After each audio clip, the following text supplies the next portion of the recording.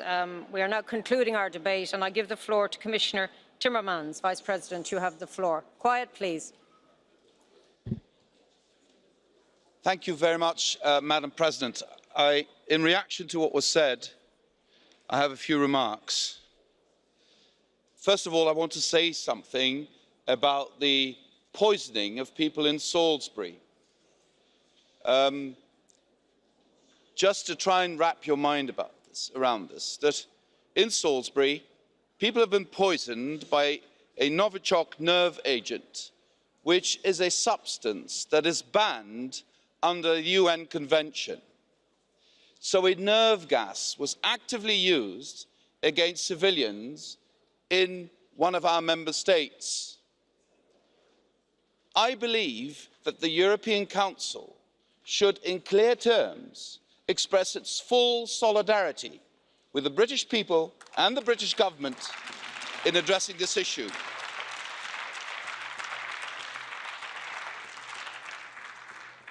I believe it is of the utmost importance that those who are responsible for what has happened see very clearly that there is European solidarity, unequivocal, unwavering, and very strong, so that those responsible are really punished for what they did.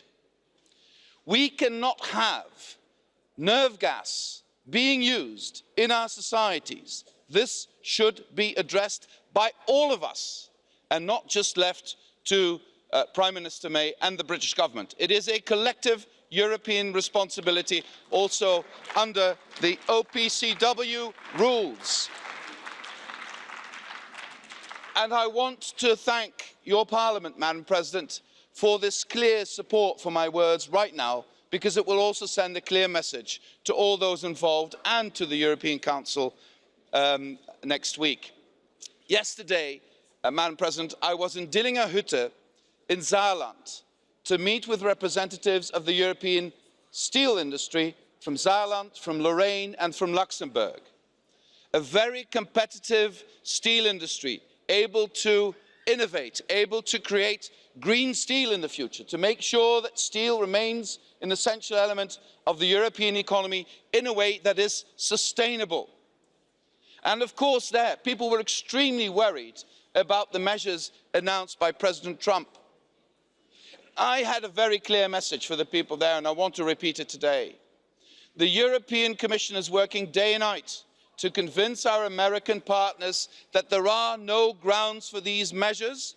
We are security partners. How on earth could European steel be a threat to American security? It is simply impossible. So there are no grounds for these measures. And we hope we can convince our American partners of this.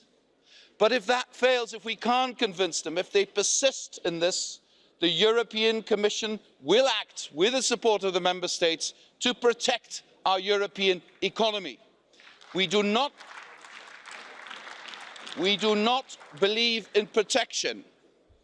A trade war, no war can be predicted in terms of its outcome, except for a trade war, because we know a trade war only has losers.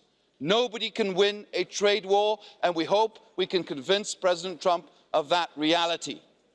But we will protect our interests if need be, and we will help the European steel industry and the European economy to be competitive. And let me end on this, Madam President. This is something that will be discussed at the European Council.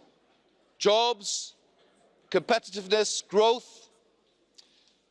The world is changing at breakneck speed. We will need to be more competitive to keep up. But there are different ways of doing this. You can be competitive by lowering your prices, but then you will demolish the social fabric, which is the very backbone of Europe. But you can also be competitive by being smarter, more innovative, investing, inventing new things. This is what Europe's always been great at, all European nations. And that's why I believe that if we talk about the future of Europe, we talk about better taxation, so that people pay taxes where they make profits, and that they don't get away with playing off one member state against the other. We have to make sure that we develop the scale necessary to be able to act on the world stage. It is an illusion to think that we can protect the steel industry of individual member states if member states act individually on the world scale. We need the European Union to act united on this.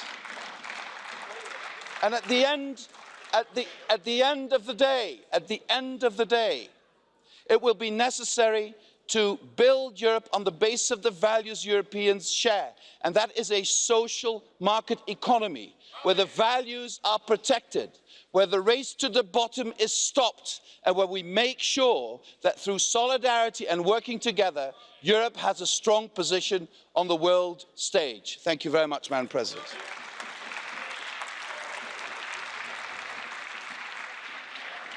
Thank you, Vice President.